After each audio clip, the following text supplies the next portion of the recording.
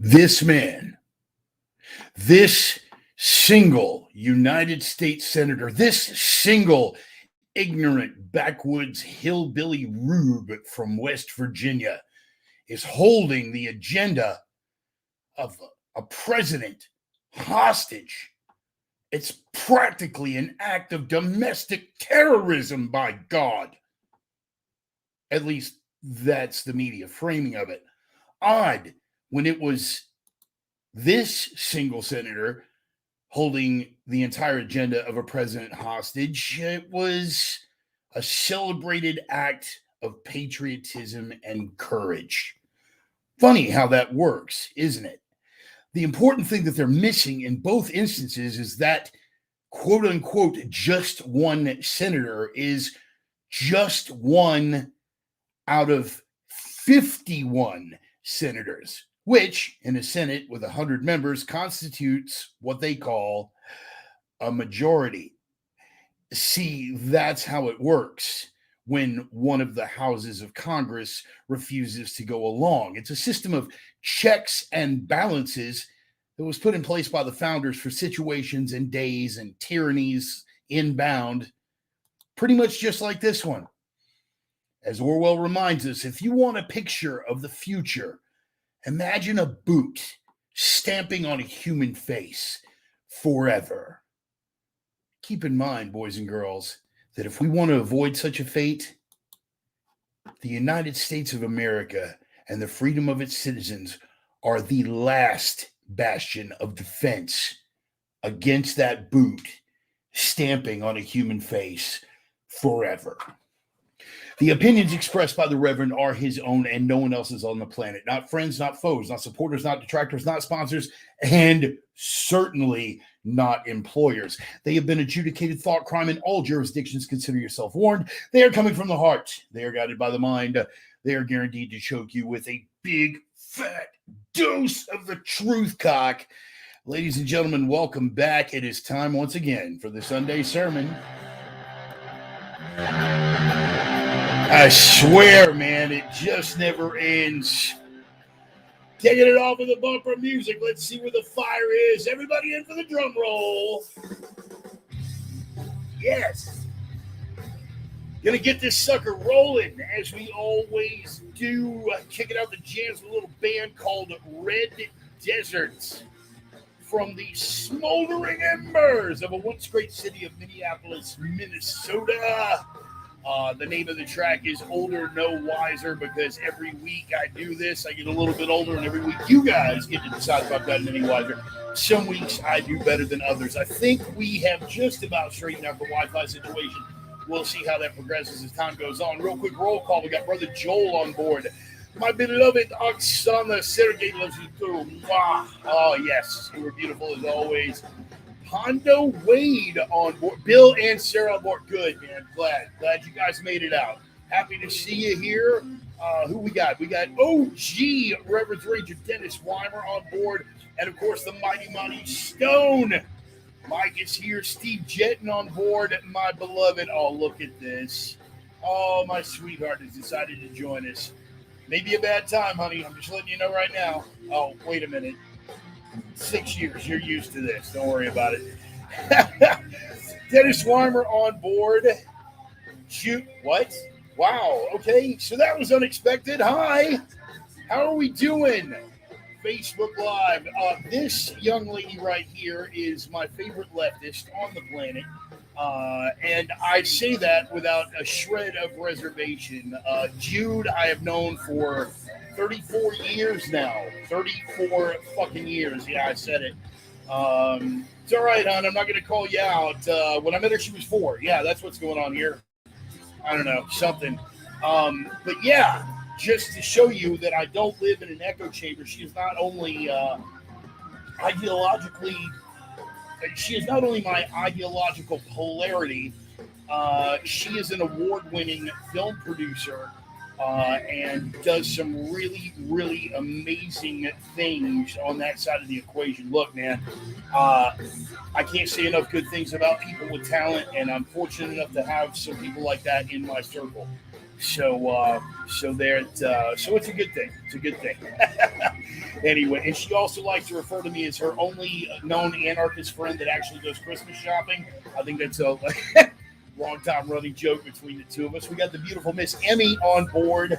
Nice to see you, honey, and I cannot wait for that plaque to arrive. Please thank the old man for making that. By the way, if you didn't know, her husband put together an amazing piece of work with all the prime directives burned into a nice piece of wood. It's my fans and my friends are just wonderful people, and I love them all. Speaking of, Brother James Pearson, my LEO brethren, hopping in just in time. Appreciate it, man. I'm glad that everybody makes it out. Every week that goes by, man, I'm just thankful. When you guys show up, it makes me feel like a little bit less of a lone voice in the wilderness. I mean, it's not exactly like I'm living by a river wearing a shirt made out of hair and eating locusts and wild honey. For those of you that got the biblical reference, we're going to go ahead and fade the bumper music out and jump right off into this thing. I'm just happy to have you guys on board, man. Thanks once again. It's time for the sermon. We're going to get things rolling here. Done the quick roll call, still learning my way around StreamYard and trying to figure out a way to make this work. But I think we have the Wi-Fi situation resolved. Again, you will notice a change in the background from last week. Some difficulties with the new place. Old buildings do weird things, and I've had to shift to another room. We're in the process of that transition, but I'm not going to bore you guys with that. Why is the date wrong? I will tell you exactly why, Brother Pearson. The date is wrong because the date is wrong because we had to reset with regard to the router. So I had originally taken it to the correct date, and apparently that was not working. So let's make that quick correction. How about it? StreamYard on the fly, bang, and there we go. How about that? So, easy fix, not a big deal. Want to give a couple of sponsor shout outs real quick. First of all, to Roman, who is on board, and his lovely wife, Carrie, and Allie and Roxy, and all the very beautiful women over at opiumtales.com. They are the erotic pinups and portraits people. Go check them out at opiumtales.com. You can no longer check them out on Twitter because Jack Boots Dorsey has booted him off of that platform. So if you're down with beautiful naked women, tastefully portrayed, and testosterone-driven commentary, check out my bro Roman. He's also one of my oldest and dearest friends. He's over at opiumtales.com. And of course, to my brethren, my Viking brethren, Casey and Dusty Tellison from Nordic Smoke Barbecue, the only legit barbecue in the inland Northwest. Those guys are phenomenal. And this year they're doing the Christmas turkey. They've done my Thanksgiving turkey every year since 2014. And now we're going to do the Christmas turkey as well. So we're doing back-to-back Nordic Smoke turkeys. You could probably still get an order for them to do your holiday. Any non-holiday, they're going to be set up on Thursdays off of Sprague at American Gun and Pawn with the Viking Longship, which is their big smoker truck. They have been featured on Guy Fieri's drive-ins, diners, and dives. They're phenomenal people, man, and I'm proud to have them in my circle, and I'm really, really looking forward to getting back to Spokane this week and having a nice Nordic Smoke turkey for Christmas dinner. So that's going to be fantastic. Let's go ahead and jump off into this thing, shall we? Switching out again and doing my best to keep this on the fly. Here we go. Ryan's Rabbit Hole, the ever-popular segment. Now, we tried to do this rabbit hole, this particular rabbit hole, last week, and it cut out. Now, part of that may be due to Wi-Fi difficulties, and part of that may be due to the subject of discussion and the mysterious they wanting to prevent us from getting the word out. I'm not that much of a conspiracy nut, nor do I think that highly of myself to think that we even rate that. Normally, with Ryan's Rabbit Hole, you guys know we go down either the esoteric or the historical, but last week, and we're doing a repeat because none of it got out because of Wi-Fi difficulties, we're doing a repeat of last week's. This week, we're just going straight conspiratorial. And again, you guys know my evolution with regard to that. I have largely parted ways with a lot of the conspiracy community. I used to be like dyed in the wool, hardcore, everything is a goddamn conspiracy guy. and then people mature. Well, some people do. Some people are still David Icke nut jobs, and the royal family are shape-shifting reptilian aliens, and there's a microchip in the vaccine, and a lot of people buy a lot of stuff that I don't go along with. We're going to do this not because I endorse the theory, but because it's some really spooky shit, and it's just some fun stuff to play around with. Now, you guys remember the Malaysian airliner that disappeared, Malaysian Airlines Flight 370. Now, there are a number of theories about the disappearances, but the one that we're going to give you as your own little rabbit hole to plunge down today is based around a guy named Ty. Yeah, a guy named Ty. Now, this is about the point where it cut out last week, so I'm going to double check my production screen here. Ty was a mysterious Twitter user that right after the disappearance got this message, and I'll just go ahead and play it. You guys can hear for yourselves what's going on here. Sierra, Delta, Alpha, November, Golf, Echo, Romeo, Sierra, Oscar. You guys who are, in particular my ex-military guys, you know what you're listening to here. That is the military phonetic alphabet.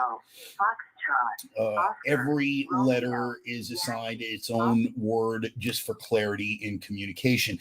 And what this phonetic alphabet spells out in this message that happened right after MH370 went off the radar literally translates to danger SOS. It's dire for, excuse me, let me start over again. It says S danger SOS. It's dire for you to evacuate. Be cautious. They are not humans. SOS danger SOS S. Now, you may have noticed that with that, at the beginning, there was an unnecessary and extraneous S that was added at the beginning and at the end. What that indicates to people who are familiar with the way that these recordings are is that is on a loop, all right? When it begins and ends like that, it is indicative that the message being transmitted is on a loop. Now, this is inconsistent with the black box, which of course was never found with regard to Malaysian Airlines 370, and nothing but small pieces of wreckage were ever found as well. Now, there are a number of theories circulating about how or why that thing may have disappeared, and I encourage you to look into every one of them. But the one with regard to Thai is pretty spooky, and what I want you to enter in Google, just to get you started on that, is Thai's tweet Malaysia Airlines. It will take you to the original tweet and everything that followed, where he is getting all these weird messages from all these people telling him to stop fucking posting this. Now, obviously, it could be somebody just fucking with this kid. Obviously, it could be the kid getting one over on all of us. But it's a fun and spooky little speculation rabbit hole to go down. And honestly, I don't feel like it's any more or any less ridiculous than a quote-unquote legitimate journalist like Don Lemon asking if MH370 could have vanished into a black hole. So, is it silly? Yeah, but sometimes silly is fun to play with, especially when silly gets a little spooky. I'm a big fan of horror films, and for that reason, I'm a big fan of spooky little conspiracies like this. So, Thai's tweet, Malaysia Airlines 370, that is going to be Ryan's rabbit hole for the week. And again, it's a departure because normally we either go esoteric or historical with regard to Ryan, because he is the prime minister of both esoteric and esoteric, historical, and obscure. But this week, last week in particular, and we're doing it again, this is that's a pretty good observation, Mike. Yeah, you do make an excellent point. Lemon is legitimate. You notice I did the air quotes, all right? I do what I can. But yeah, that's going to be Ryan's rabbit hole for the week. So go ahead and take on down that rabbit hole as far as your little heart desires. Look into all of those wild conspiracy theories, because again, there is no official solution. There is the official story, but even then, it just, for all intents and purposes, it vanished off the radar. They have no proof of any of the theories, and none of the governments in question have really offered a valid explanation for what the fuck happened. Having said that, here's some more spookiness for you. Look in online as to how many people, how many individuals vanish, quote unquote, without a trace every single year. It happens a lot more frequently than a lot of people would take into. Keep in mind, you are responsible for your own safety. So watch your fucking back, and don't ever think that you can't become a victim of powers outside yourself. But by the same token, and this is where I differ from a lot of the conspiracy crowd, don't ever fucking exalt yourself to think that you're really that much on the government's fucking radar. They don't fucking care. There are people way bigger than you, and if they want you, you're dead. If you doubt that, I've got 5 words for you: back and to the left, back and to the left. There you go. So there's your 5-word there's your 5-word response. Ryan, glad you made it, buddy. Glad you made it. All right, so let's get into all the tabs. We'll go ahead and cross that one out. And apparently the Wi-Fi is holding, so we're going to continue with it. Here's one recommendation that I want to put out for all of you. And some people will take issue with this and think that I'm going back on what I'm saying about conspiracy because of their misperception of the interviewer in question and the nature of the interview. But I'm going to recommend that you take 3 hours out of your day and watch the Joe Rogan podcast with Dr. Peter McCullough. No matter how you feel about the pandemic and the things that are going on, I encourage you to take a look at what he has to say. I am not endorsing what he has to say. Let me finish. Once you are done watching that podcast, I want you to go to a site called zdogmd.com, where another commentator who is a medical doctor and a professional does his bit for debunking pretty much everything that McCullough had to say. There was an entire transcript on ZDog where he goes point by point and addresses everything that McCullough had to say. This is what it is to be intellectually honest, okay? I am not going to write off anything that happened on the Rogan podcast. I found it a fascinating and utterly absorbing 3 hours. You don't just go over and say, well, that must be the truth. Because if you do that, then you are no better than the Fauci faithful, who are just blindly following a narrative, no matter how many times it contradicts itself. So I encourage you to go watch that podcast and then go to zdogmd.com/Peter-McCullough. Go look at what Dr. Z has to say in an effort to debunk that. You take a look at both sources, you come to your own conclusions, and you'll find that the truth is somewhere in the middle. My suggestion, no, I don't suggest, I implore you, if you are going to pride yourself on quote unquote doing your own research, actually do the goddamn research. This is not just with regard to the COVID insanity. This is with regard to any goddamn thing. Usually when some pseudo-intellectual punch fuck pops off and wants to pontificate about how that is dog with 2 G's. Z-dog with 2 G's, by the way. Thank you, Mike. Usually when some pseudo-intellectual punch fuck pops off about this is that, and but okay, great. Usually my first question is, how many books have you, and I don't mean like articles, how many books have you actually read on the subject? Read, let alone have entire sections of your shelf devoted to.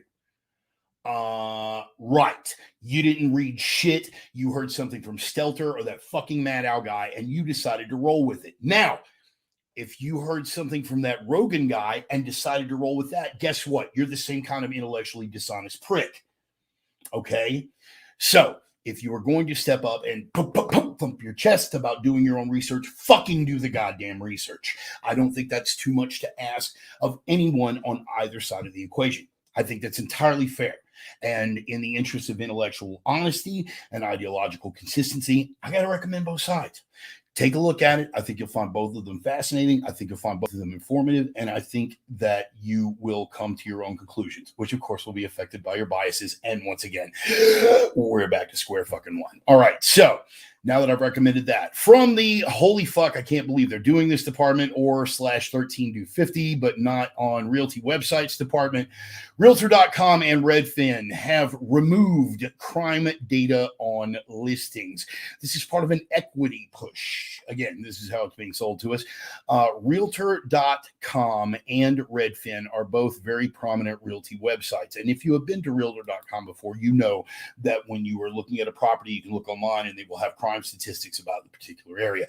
They are removing that now because apparently it is not in the interest of racial equity to point out where the crime statistics are in a particular fucking neighborhood. Now, when you really think about it, that's pretty fucking racist.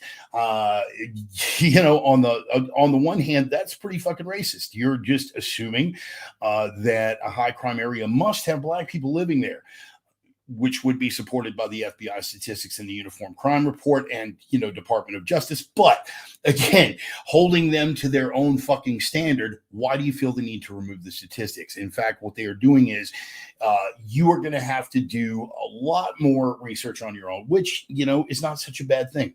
If you're looking at properties, I think you ought to fucking drive down there. Maybe you can't if you're buying from another state, like if you're trying to get the fuck out of California and move to Texas and you're trying to look at a fucking neighborhood.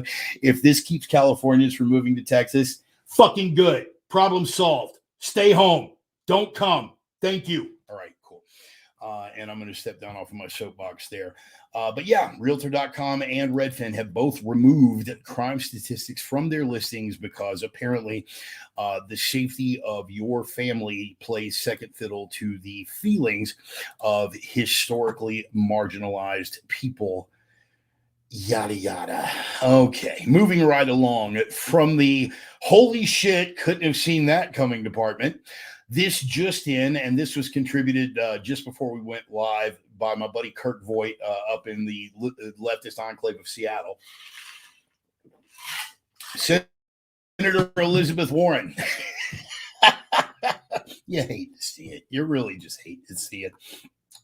Senator Elizabeth Warren has tested positive for COVID-19. Now, I'm just going to throw this quote out and I'm going to let it stand on its own. And then we're going to move on because this segues nicely into my next bullet point. This is the quote from Senator Warren. I regularly test for COVID. And while I tested negative earlier this week, today I tested positive with a breakthrough case. I can't make this up. You can look it up yourself. This is the quote. Thankfully, I am only experiencing mild symptoms and am grateful for the protection provided against serious illness that comes from being vaccinated and boosted. Let me run that by you again one more time. For those of you who are a little slow, maybe you've been drinking a bit. She's fully vaccinated. She got the first 2 jabs and the fucking booster, and she still got a breakthrough infection. And a higher and higher percentage of those every week is happening, these quote unquote breakthrough cases. The CDC has finally come out and admitted, look, we are not even saying that the vaccine is going to keep you from getting it or keep you from transmitting it. That's not a vaccine. Let me break it down for you like this. When you got the smallpox vaccine, okay, that's just for the old people. I still have my scar. Jude, if you're still on board, I know you probably still have yours. Some of the other folks on here, when you got your smallpox vaccine, did it prevent you from getting smallpox, or did it make it to where you could still get and transmit smallpox, but the scarring would be reduced? When you took your polio vaccine as a kid, did it not prevent you from getting polio or transmitting polio, but just made it to where if you did get polio, you'd be a lot less crippled? Right. That's not a vaccine. That's a fucking treatment. It is a therapeutic. Call something what the fuck it is. I don't have a problem with that. If you want to just say, hey, look, man, we're not making any goddamn promises. You could still get it. You could still transmit it, but you're probably going to be a lot less sick. Say that. What you don't get to do is use that as a standard and separate fucking society by that fucking standard. It's a pandemic of the unvaccinated. Not any fucking more, Sparky. And we're going to get to that more in a bit. Yep, I'm immune to smallpox. Weird. Isn't that crazy? Isn't that crazy? Yeah. So anyway, yeah, Senator Warren. But, you know, sad enough to say that's not the worst thing that happened to Senator Warren this week. Her exchange with Elon Musk, and again, this was the segue into the next bit of it.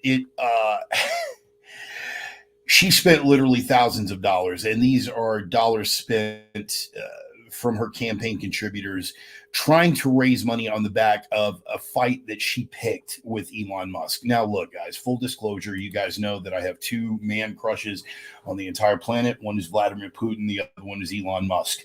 When you compare and contrast the two of them, you know pretty much everything you need to know about me. Anyway, she picked this fight by calling him a deadbeat and a freeloader. The funniest part to come out of that had to have been Joy Reid accusing Elon Musk of, wait for it, cultural appropriation for disparaging remarks he made about Elizabeth Warren. Let me say that again. Elon Musk culturally appropriated some expressions which he used to disparage Elizabeth Warren. Elizabeth. Okay, yeah, you go ahead. I'll just be sitting here waiting for you guys to own that out. Anyway, let me just break this down for you. These were the things that she said. Thin-skinned freeloader Elon Musk is whining like a baby because I wanted to pay his fair share. I would like you to chip in $10 to help Democrats pass a wealth tax to keep the 1% in check, yada, yada, yada. You guys have seen the original exchange. What she's failing to point out, and this isn't, your opinion versus my opinion. She is just flat out factually fucking wrong. As it turns out, he's going to be paying close to $15 billion in taxes this year, which, as it turns out, is the largest amount of taxes that any American has ever paid in the history of the United fucking States. But again, he's the deadbeat and the freeloader, the guy who's changing the world, the guy who reinvented the electric car after the big three dropped the whole fucking prospect, the guy who is enabling people to take their entire homes off the fucking power grid, the guy who's walking it with regard to green and renewable energy, where people like Warren are talking it, the guy who has invented an entire tunnel boring procedure that is going to completely change the way that the cities of the future are fucking designed. This guy is the deadbeat and the freeloader. Okay, whatever you say, Sparky, whatever that takes. But again, this leads me into my next bullet point about framing. The way things are framed, there was Elon pretty much, he owns Boring Company, he owns Tesla, he owns SpaceX. Another thing that he did, created a commercial space industry where none fucking existed and got us further in a shorter period of time than the government was able to do with NASA over fucking decades. Again, triumph for the free fucking market, but this to Elizabeth Warren makes Elon Musk a freeloader. Okay, whatever it takes, Sparky, we'll let you get by with that. But the way this thing is framed, he owns Boring Company, he owns Tesla, he owns SpaceX, and now he owns fucking Elizabeth Warren, which is kind of a nice acquisition for Elon, I think. But he doesn't own her as hard as he owned the head, a certain Mr. Beasley, who was the leader of the United Nations World Hunger Program. This guy caught himself flexing and flexed on Elon. Here's the great thing about Elon. When you're that rich, you don't have to give a fuck. You don't have to play the game. You don't have to play nice with these fucking people. When you're that rich and you're doing that much that is changing the fucking world, that is. Not to say that Bezos hasn't revolutionized the way that we shop and everything else, but in terms of changing the entire world in ways that are going to be felt for generations, Musk is clearly far and away the leader. Anyway, they bagged on Musk and they said 2% of his wealth could solve world hunger. Man, he's just a greedy pig and he won't give us the billions of dollars that we need for just 2% of his wealth. Elon fired back and he was like, okay, fine. He was like, first of all, you're underestimating my wealth. 2% would actually be much more than that. But here's the thing. You're asking me for 6 billion. And what he pointed out quite correctly is that the UN World Hunger Program the year prior to that had spent 8.4 billion. And somehow world hunger wasn't solved. So Elon pointed out another couple of inconvenient truths. He was like, sure, man, you want it? I will sell Tesla stock. I will give you the money right fucking now. All I want is item by item, just item by item fucking transparency. You show me how this is going to solve world hunger once and for all. Item by item transparency. Here you go. Oh, and while we're at it, how about this little thing where all of your employees were found getting poor, starving children to perform sexual favors to get the food that you were delivering via the UN? Oopsie, didn't want to talk about that. Again, when you're Elon, you don't have to fucking care. But look at the way this is being framed. And again, sometimes it is literally the difference between search engines and the way that they manipulate algorithms. Here's one. So this is the exact same search engine prompt entered into two different search engines. So I entered into Google. UN World Food Program spent 8 billion in 1 year. That's when I entered. What Google came back with was WFP's plan to support 42 million on the brink of famine. How 6 billion NPR? How 6 billion from Elon Musk could feed millions? Again, just bagging on Musk, and why hasn't he given us the money? UN to Elon Musk. Here's that $6 billion plan to fight world hunger. And again, it's not item by item. You dig a little bit deeper, and none of this.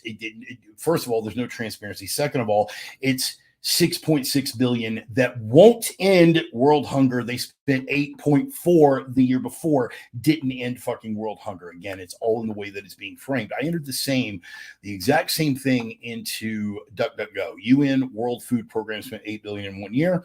And these were the results that came back. Tesla's Elon Musk responds to UN World Food Program.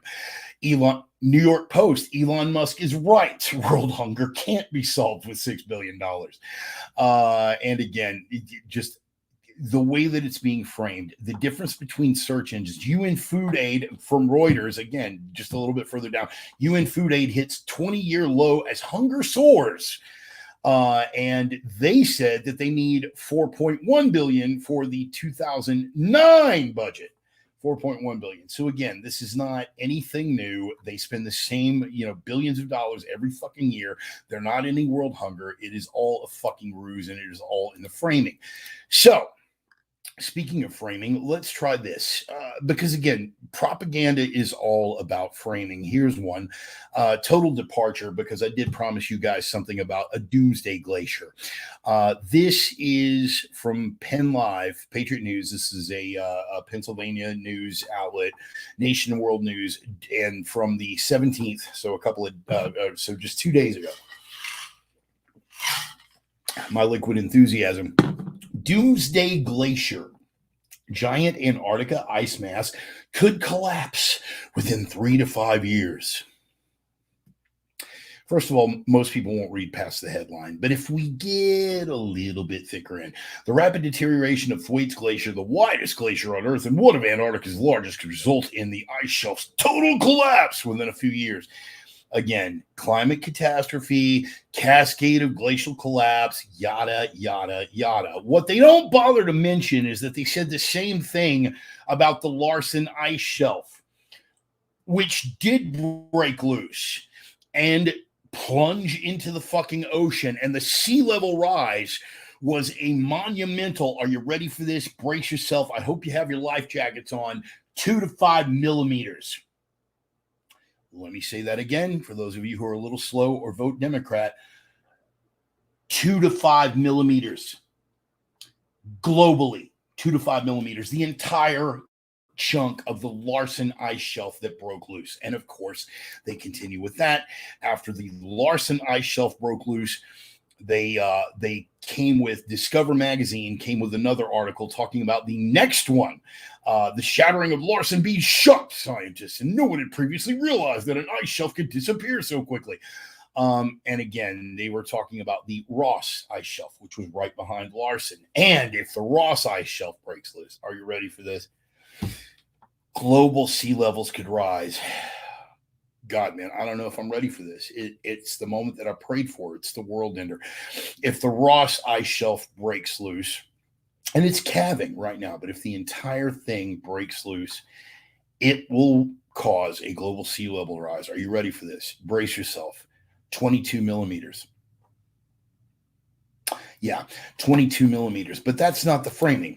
We hear about doomsday glaciers could collapse within 3 to 5 years. We hear, what was the headline? Collapse of Larsen B ice shelf. Antarctic Peninsula under real threat of collapse.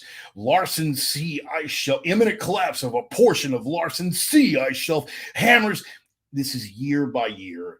2014, 2017, 2018, on and on and on. The next fucking ice shelf. Okay, fine, man. Larsen and Ross still under 30 millimeters. Global fucking sea rise. That's what they're talking about. Now, keep in mind, these are the same people that tell us that we can't control an epidemic. We can't control a single epidemic because of massive noncompliance or whatever the fucking reason is this week. We can't control a single epidemic. However, we can, if we all pull together, stop a massive climate shift from happening. Pick one side, Sparky. I don't care which one it is, but could we get consistent? And this is coming from a guy who historically has not only believed in anthropogenic climate change, but has legitimately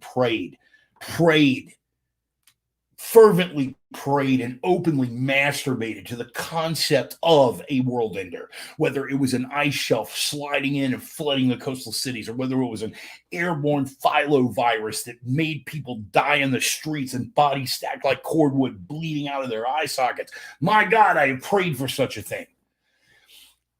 And they've promised it to me ever since the 1970s. Leonard Nimoy betrayed me. When I was in third grade, 1978, watching In Search of the Coming Ice Age. I loved that program when I was a kid. And that was my first introduction to climate disaster theories, any of that stuff. They have promised me this shit with acid rain and ozone holes and every other goddamn thing. They've promised me that since I was in third grade. And once I had hit my high school years, I was really down with it. I was waiting for that. My misanthropy had really, really developed by that point. And I was praying for a world ender. Now I'm almost 53 years old. I just don't believe you anymore. Don't fucking believe you. And I think it's real shitty that you continue to play with my feelings. Back to framing. Yeah, this is the way it's done. Doomsday glaciers, this shelf collapsing, massive sea level rise. And then you dig a little bit deeper. The sea level rises that we're talking about, even in the worst case, you're dealing with barely 2 centimeters. Break out your tape measure or your penis pump, look at the meter on the side, and figure out how much 2 centimeters really, really covers globally, okay? Again, shelf after shelf. This is going to collapse and bring it up another 5. Okay, great, fine, fantastic. The world that we leave for our kids and the world that we leave for our grandkids, nothing short of a massive die-off is going to prevent that at this point. Sorry, guys, but there it is. LED bulbs are not going to save you. Solar power and wind power are not going to fucking save you. If you truly believe your own fucking models, climate people, don't look at me, man. I'm not the bad guy here. If you truly believe your own models of worst case scenario, the only thing that is going to head this off in the much vaunted 12 years before it's irreparable, the only thing that is going to head this off is a massive die-off. And when I say massive, I'm talking along the lines of 6 to 7 billion people dying off the face of the earth in the next 12 years. That's the only thing that's going to head this off if we believe your figures. So, if you're really, really committed to the premise save the planet, people. Either fire up the murder factories or shut the fuck up and let me drive my diesel Suburban. How about that? I work for you, Sparky. Again, I want to apologize. I kind of lost it there and went right on down Tangent Street. Yes, I did. Went right on down Tangent Drive there for a second. Sorry, folks. Okay, let's get back to framing. They frame the climate debate thusly. Okay, they fuck with people. They fuck with people and misrepresent actual figures that are going on with regard to the Omicron variant. Here's how the Canadian press is dealing with it. Global news out of Canada. Ontario reports 3,124 new COVID cases as daily counts continue to surge. This is what Ontario reported on the 17th. On the 17th, just on the 17th, Ontario by itself, that one little Canadian city. You know, we forget about our neighbors to the north because they're so quiet and polite. You know, we're hardly bothered by them. Ontario reports 3,124 new COVID cases as daily counts continue to surge. Here's what they didn't bother telling you until much further down in the article. Here we go. 3,124 new COVID cases on Friday. Daily positive infections. For comparison, last Friday saw 1,400 cases. So now we're up to 3,124. Oh my God, it's remarkable. Over the last 3 days, okay, let me get down to it. Here we go. Of the 3,124 new cases recorded, the data showed 788 were unvaccinated. Let me run that by you again. 3,124 cases, and of those, the data showed that 788 were unvaccinated people. 788 out of over 3,000. 96 were partially vaccinated people. Those are guys that had the first 2 jabs. You know, the ones that they told us were going to be it. And once you got those 2 jabs, you'd be able to stop wearing the mask and, you know, everything could go back to normal. You wouldn't have to social distance anymore. Just take the 2 jabs, right? And then that changed to where in order for you to be fully vaccinated, you've got to have that plus the booster jab, which apparently didn't save Senator Warren from getting COVID. But again, I digress. Out of 3,124 cases, the data showed 788 were unvaccinated, 96 were partially vaccinated, 2,120 were fully vaccinated people, and for 130 people, the vaccination status was unknown. So let's just say, for the sake of discussion, that all of those 130 that are unknown were unvaccinated. That's 788, 888, 918, 1,018, back it off for, that would be 1,014. 1,014, even assuming all of the questionable ones, partially vaccinated and unknown, let's just count them all as unvaccinated. That's 1,014 unvaccinated and 2,120 that were fully vaccinated, including the booster. But it's a pandemic of the unvaccinated. You got to shun them. You got to keep them away from your homes. We got to fucking force the passport on them. Do you see where this is going? It's all about framing, and this is how it continues to be. The Los Angeles Times. Let me go ahead and bounce this one off of you because I thought this one was fucking prime and charming. Here's the headline. California COVID-19 hospitalizations rise. New LA County cases double amid Omicron spread. So, you listen to the headline and what you hear, what you perceive because of the framing, and this is fucking deliberate, of course, because it always is. That's the main way that you maximize the effect of propaganda, is all in the framing.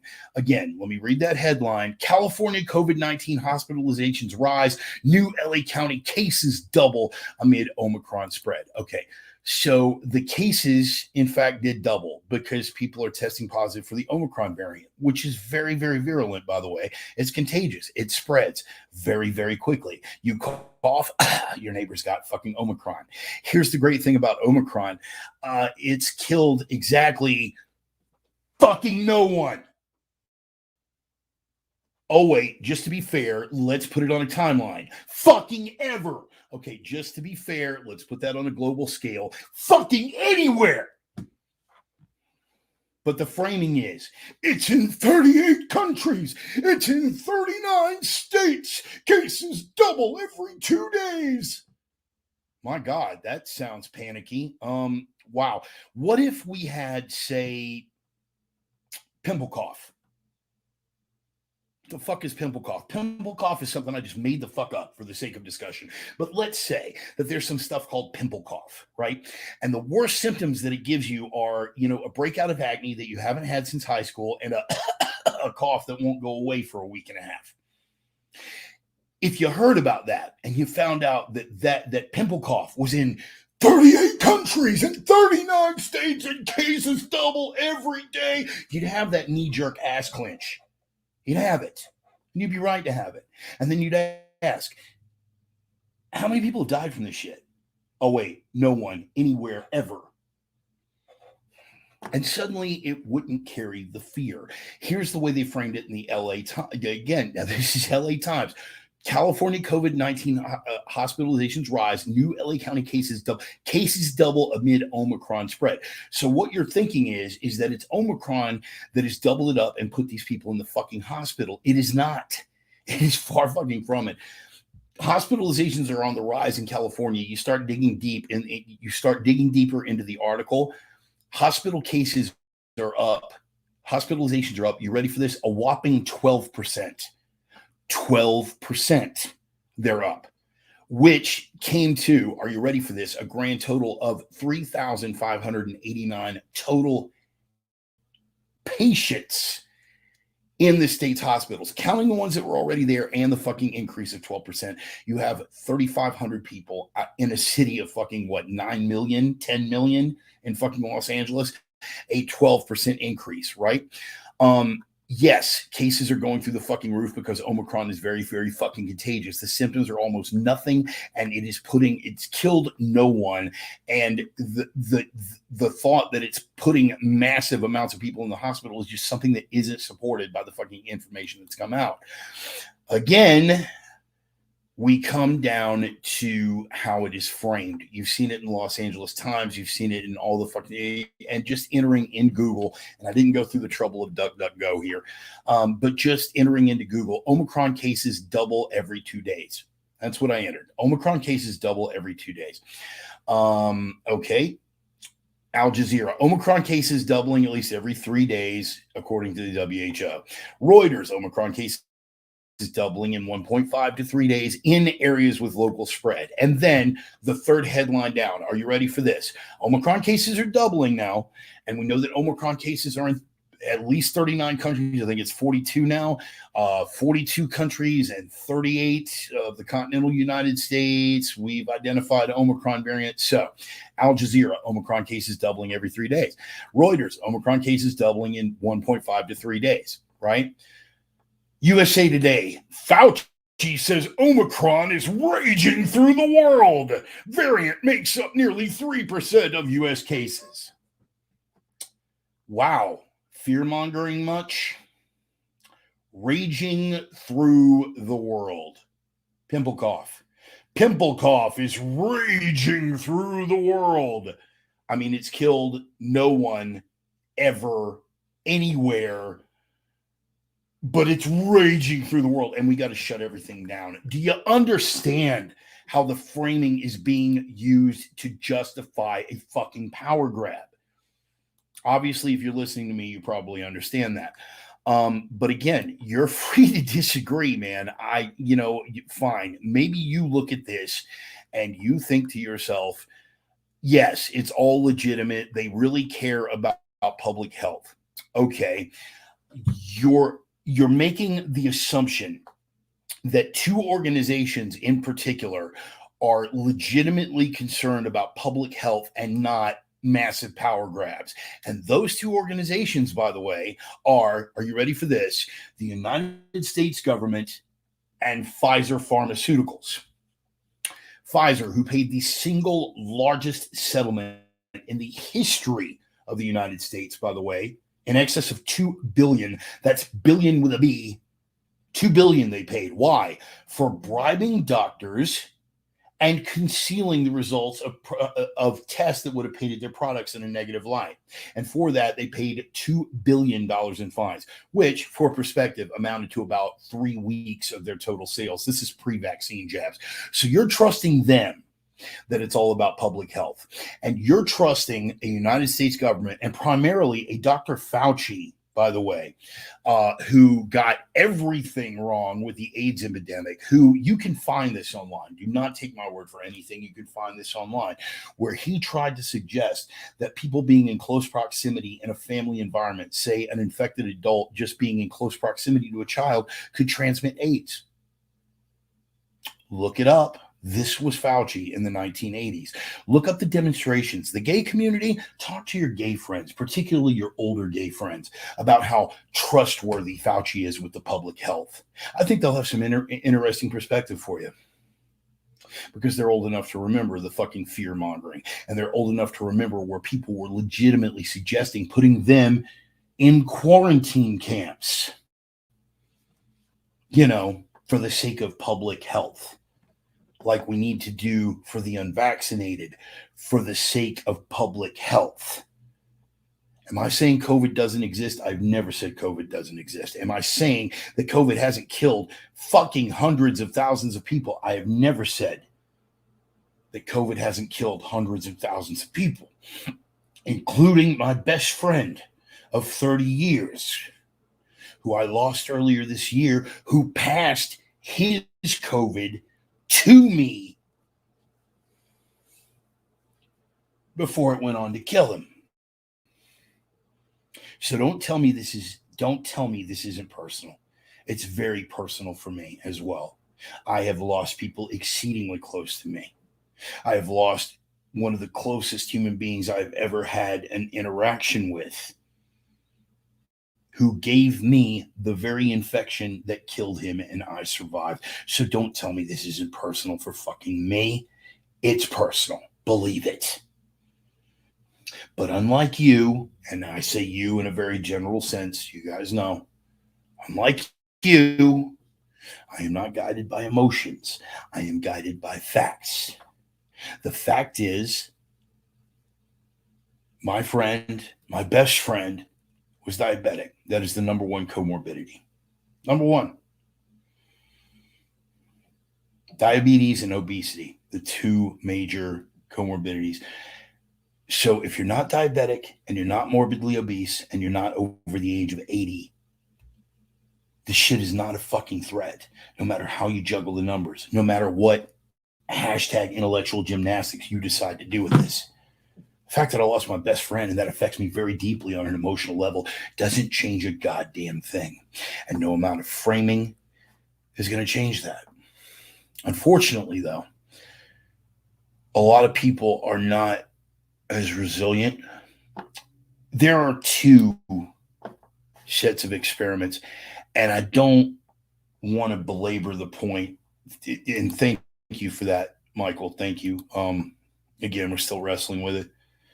I have another friend on here who is still wrestling with it and affected her very deeply as well. Here is the point. Being able to stand off and not be guided by your emotions is a rare fucking trait. There are two sets of very prominent psychological experiments that we have been over before on this program. The first is the Asch conformity experiments. In the Asch conformity experiments, they would bring a person in who was surrounded by a group of people, and they would show, for instance, a picture where it had three separate lines, and which one is the tallest line, right? And it was very, very obvious what the correct answer was, but unbeknownst to the subject of the experiment, everybody else in the group was in on it, and they called the wrong answer. And what they found was that time after time after time, with an insanely disturbing consistency, that people would go along with the crowd and pick the wrong answer rather than stand up and just go, no, clearly C is the longer fucking line. With disturbing regularity, people went on with the crowd. Once you have generated mass acceptance of a particular narrative, people don't want to defy that. They certainly don't want to defy it openly when the stakes could be losing a job, losing their social status. People will go along with the incorrect answer. I'll deal with that a little more in a couple of minutes here. They will go along with answers that they know are correct or incorrect, rather, because they don't want to distinguish themselves from the crowd, because they know what the stakes are if they distinguish themselves from the crowd. It's not a place where a lot of people have the courage to go, and that's understandable, right? I mean, I get it. I do get it. I'm not wired like that, but I get it, and I understand it. I try not to be judgmental about people that don't have the courage to break from the crowd. I get it, right? But it's something that you have to recognize about our species. It's something that you have to recognize about the potential to exist in yourself as an individual and how it plays prominently in the psychology of other human beings. And of course, the other one that I always bring up, and you guys already know where I'm going with this, is the Milgram experiments. For those of you who are unfamiliar, I'll rehash it one more time. Stanley Milgram at Stanford University put together a series of experiments. He couldn't figure out how people went along in Nazi Germany and other totalitarian regimes, the Soviet Union under Stalin. He couldn't figure out how people just blindly fucking went along. So he engineered this study. And here was the study. They'd bring people in, and every time someone on the other side of the wall gave an incorrect answer, you were to give them a shock. And as the incorrect answers mounted, it was more and more and more powerful shocks along this line, which went all the way to a lethal jolt of 450 volts. People sat down at the counter. People on the other side of the wall started giving wrong answers, and they give them the shocks. Ow! And they give them another wrong answer. Hey, and on down the line. This was all that the lab assistant was able to say. He was able to say one of four things, and I've got them listed right here. You can look it up for yourself. He was allowed to say one of four things. Please continue. If the guy wouldn't respond to that, he was allowed to say the experiment requires that you continue. If he didn't respond to that, he was allowed to say it is absolutely essential that you continue. And the fourth and final prompt that they were allowed is, you have no other choice. You must go on. Keep in mind, nobody put a gun to these people's heads. Keep in mind that the authority in question was not even a metal badge. It was a lab coat and a clipboard. And these were the results. And again, I'm reading right off the fucking website. In his first set of experiments, 65% of experiment participants administered the experiment's final 450 volt lethal shock. 65% took it all the way to the end and kept shocking the person on the other side of the wall until they were dead. Now, the good news is the person on the other side of the wall wasn't really getting shocked. They were actors. They were in on it. But I want you to ponder that. The person on this side of the wall didn't fucking know that. And a man with nothing more than a lab coat and a clipboard, like a doctor, like a prominent physician working for the United States government, perhaps, at the CDC or the NIH, some guy with a lab coat and a clipboard. And in spite of that being the only authority, 65% of people continued to shock a perfect stranger on the other side of the fucking wall until they were dead. Ponder that, because it's a reality of fucking human psychology.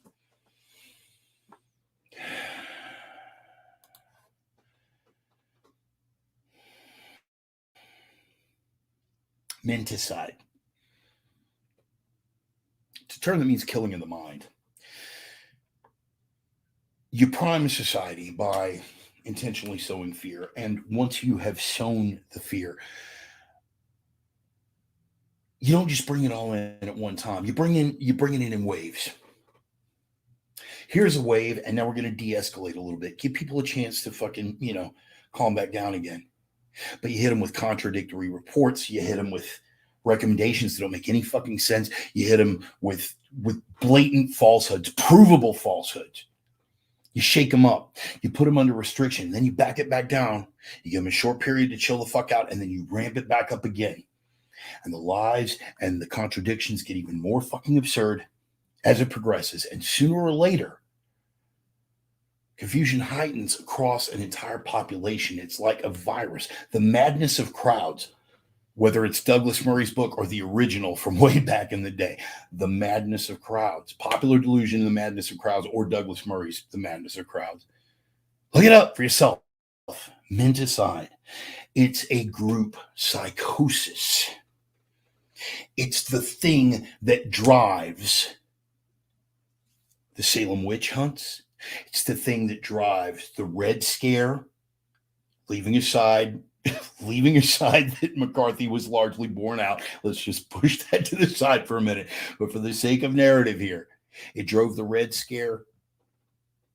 It drove the Hollywood blacklisting. It drove the Nazi rise to power. It drove the Soviet Bolshevik rise to power.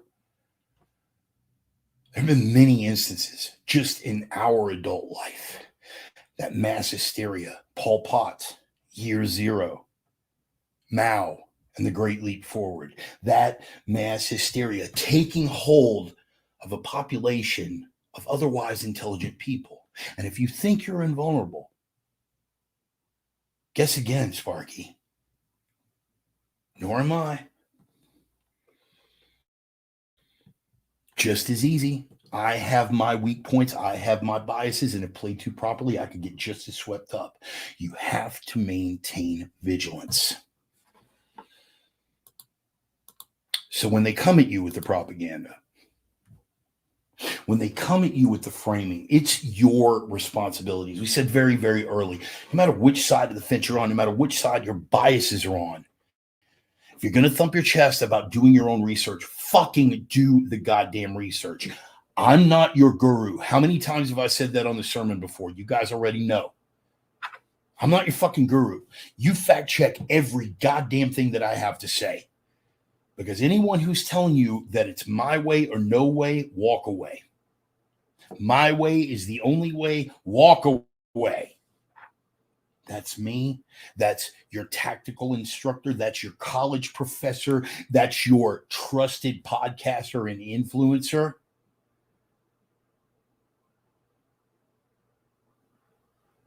But you have to have the honesty that when it's not any of those, that when it's that guy with the lab coat and a clipboard that says, it's my way, and that's the only way. You got to have the guts. In spite of peer pressure, in spite of the pressure of conformity, in spite of the madness of crowds. Even when it's a bizarre little virologist who hasn't actually clinically practiced in decades, with that lab coat and the clipboard telling you the experiment requires that you continue.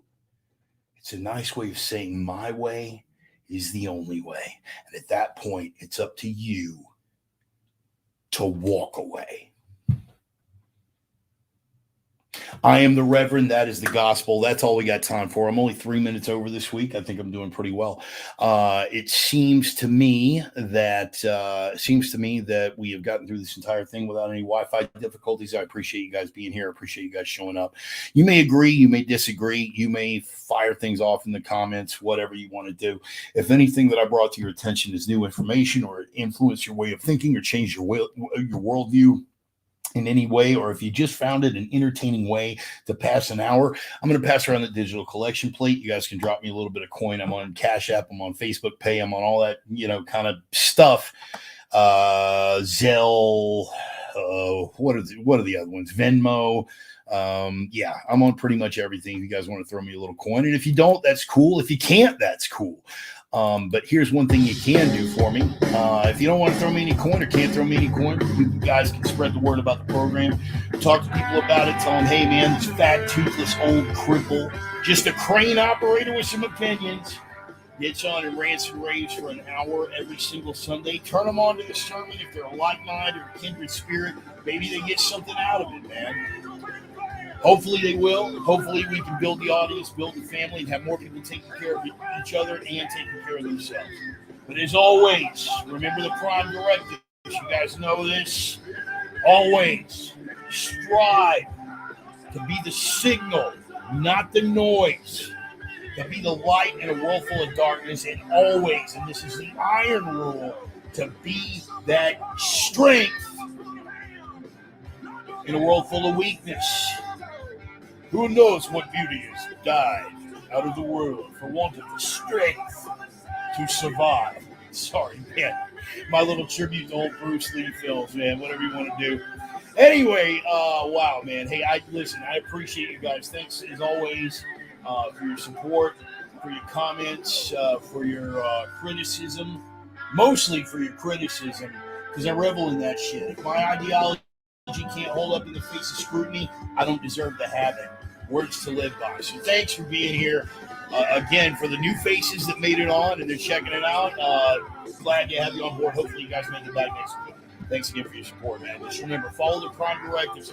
Be ready to walk away. When they tell you the experiment must continue, you have no option but to continue. You've always got the option. When they're asking you to keep throwing those switches, you've got the option to stand the fuck up and walk out of the lab. And we're all in that laboratory now. We're all being tested. So have the guts to do the right thing. I love you guys. Thanks for being here. See you next Sunday. Peace.